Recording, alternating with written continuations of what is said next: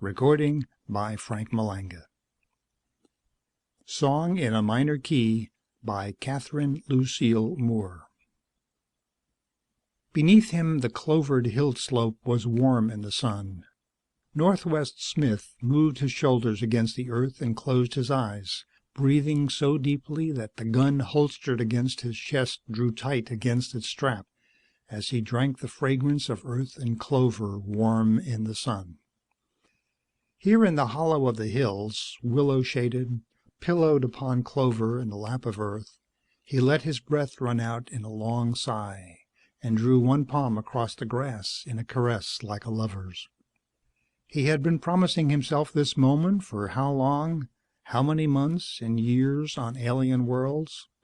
He would not think of it now.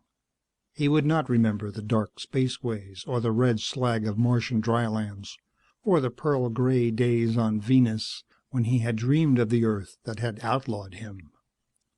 So he lay with his eyes closed and the sunlight drenching him through. No sound in his ears but the passage of a breeze through the grass and a creaking of some insect nearby.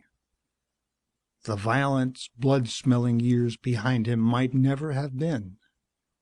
Except for the gun pressed into his ribs between his chest and the clovered earth, he might be a boy again. Years upon years ago, long before he had broken his first law or killed his first man. No one else alive now knew who that boy had been. Not even the all-knowing patrol. Not even Venusian Yarol, who had been his closest friend for so many riotous years. No one would ever know now.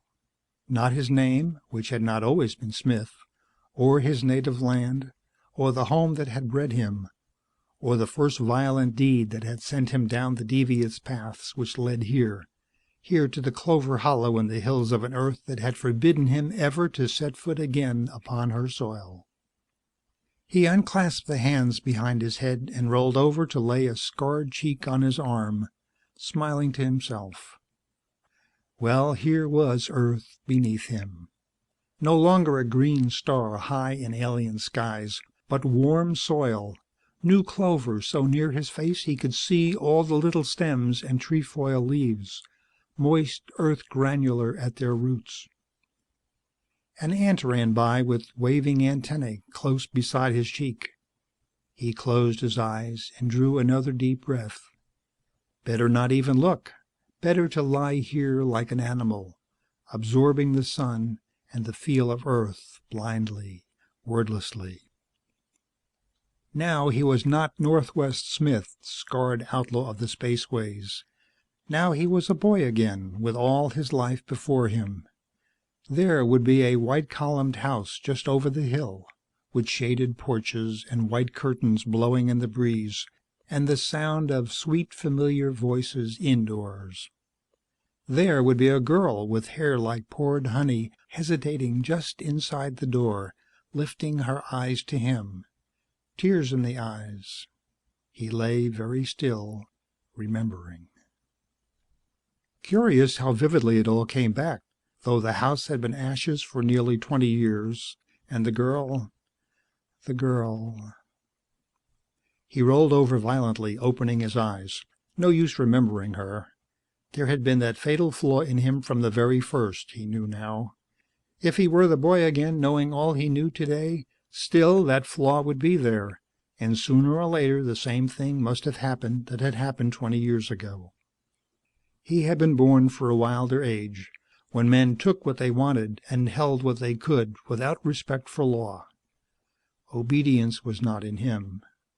And so, as vividly as on that day it happened, he felt the same old surge of anger and despair, 20 years old now, felt the ray gun bucking hard against his unaccustomed fist, heard the hiss of its deadly charge ravening into a face he hated.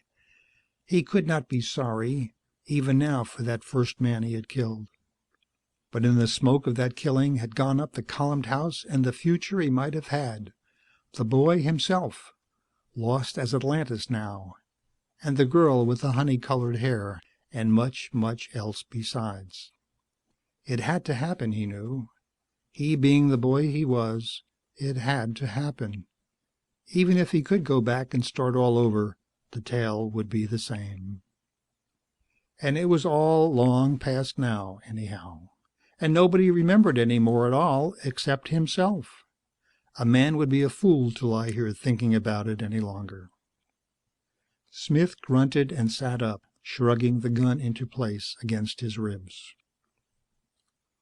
End of Song in a Minor Key by Catherine Lucille Moore. Recording by Frank Malanga, Pembroke Pines, Florida.